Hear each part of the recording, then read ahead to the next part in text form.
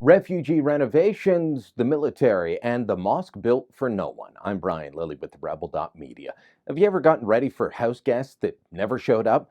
That's what happened to the Canadian military. They spent more than $6 million to upgrade several facilities, expecting to house up to 6,000 Syrian refugees. But the refugees didn't come. Sure, they came to Canada, and about 30% of them are still in hotels at a major cost to taxpayers. That we can get into in a moment.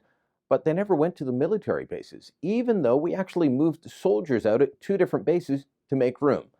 We have some clearer answers on questions about the military and the refugee renovations after the government was forced to respond to an order paper question in Parliament. Unlike their ability to mess me around on access to information requests, the government must actually respond to formal order paper questions put by MPs in Parliament. So what did we learn? We learned plenty.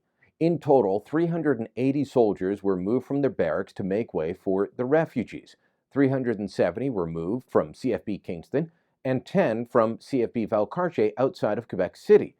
Even though by the end of December, or at least early in the new year, the Liberals had reduced to just two bases, Kingston and Val Cartier being the only bases that would house refugees, there were still 6 bases in total, and most of them had renovations done, such as winterizing accommodations, improving shower and washroom facilities, and in some spots, kitchen facilities, and yes, even erecting that worship center, as they called it at CFB Meaford.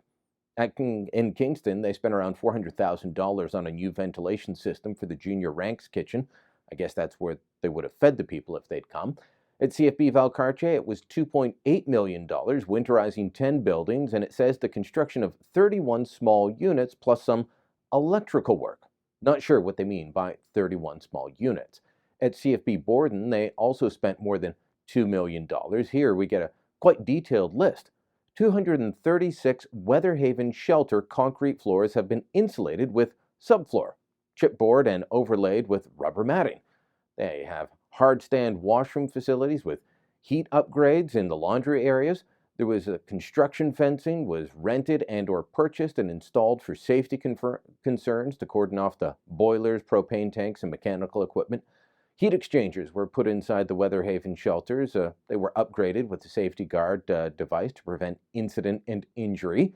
They had some security cameras purchased and installed in key locations, looking outward to enhance base security at the request of military police. Snow and ice and garbage contracts, well, they were amended because they expected additional usage. And they say they were doing reskinning of the Weatherhaven shelters that were deficient. There was also, I love this terminology, water, closet, and shower stalls were modified for barrier access-free and select hard stand ablutions. Don't you love the way the military describes washrooms? And a trailer was rented and positioned at the main gate to serve as the screening and entry control point into the interim lodging sites. That's an awful lot of work done, and at least I guess it's going to benefit our soldiers going forward. Meanwhile, at CFB Trenton, they did a lot of small upgrades, total cost of about $275,000.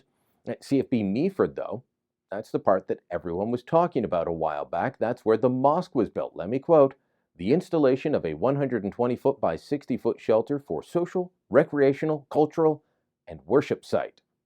Hopefully they have some nice dances there or make it into a new mess hall since they've already spent the money.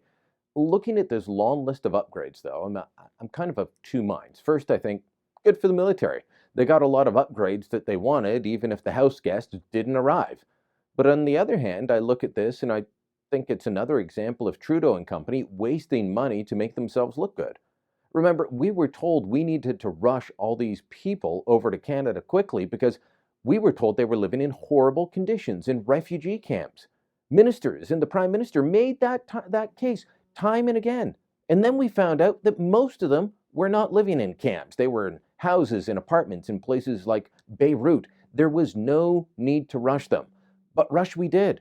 Millions were spent getting army bases ready, kicking soldiers out, building a mosque.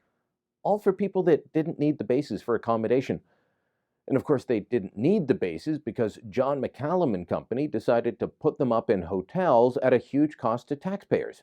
We still don't know the room cost for the hotels, but we do know that the government's own contracts state they're paying these hotels $61 a day to feed each and every refugee. As I keep pointing out, that's $244 a day to feed a family of four. You can feed a family of four very well for that kind of money. It's a waste.